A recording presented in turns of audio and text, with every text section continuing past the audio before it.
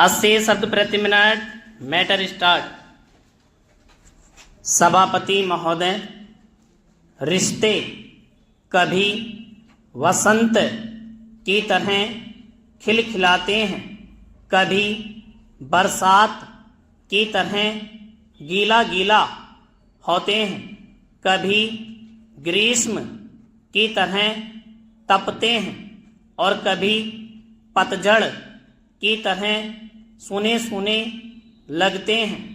मगर बीते कुछ दशकों में इनका बदलना सिर्फ स्वाभाविक चक्र नहीं बल्कि हमारे सामाजिक और सांस्कृतिक जीवन के गहरे बदलावों का आईना भी बन गया है। आज जब हमें चारों ओर देखते हैं तो पाते हैं कि रिश्तों का रूप, उनकी परिभाषा और उनका निभाया जाना सब कुछ बदल रहा है। यह स्थिति हमें कभी सुकून देती है तो कभी बेचैनी से भर देती है। कभी भारतीय समाज की सबसे बड़ी पहचान संयुक्त परिवार हुआ करती थी। एक ही छत के नीचे 3-4 पीढ़ियां साथ रहती थीं।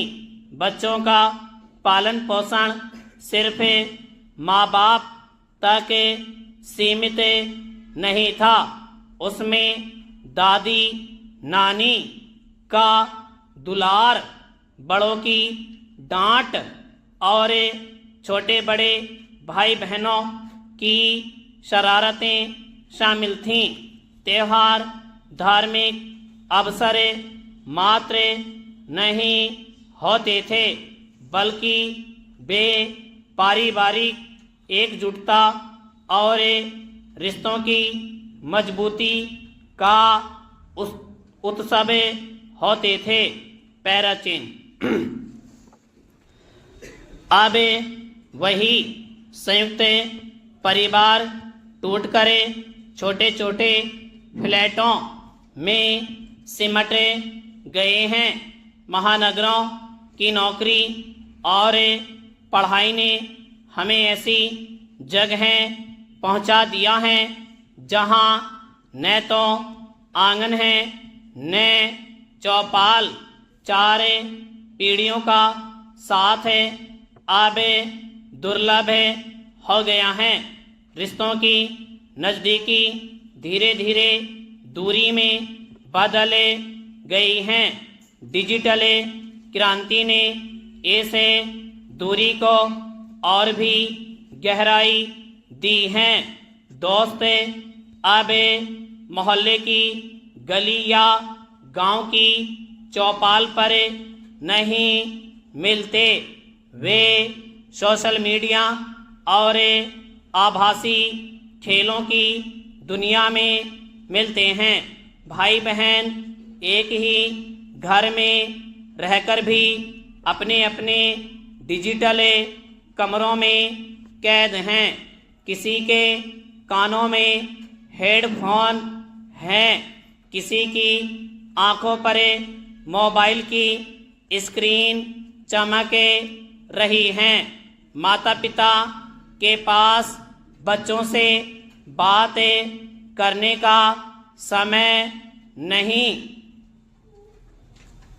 और बच्चों के माता पिता को सुनने का धैर्य नहीं। संवाद जो कभी रिश्तों की जान हुआ करता था, अब सोशल मीडिया के अलावा अलग अलग मंचों पर स्टेटस अपडेट की दुनिया में बिखर गया है। शिकायतें सीधे कहे जाने के बजाय इशारों और इमोजी में बदल गई हैं। यह भी सच है कि डिजिटल दुनिया में कुछ नए रास्ते खोले हैं। परदेश गया बेटा अब अपनी माँ से रोज वीडियो कॉल के जरिए बात कर सकता है। बहन भाई रक्षाबंधन पर ऑनलाइन तोहफे भेज सकते हैं। विदेश में बैठा छात्र अपने गांव की शादी का सीधा प्रसारण देख सकता है। स्टॉप।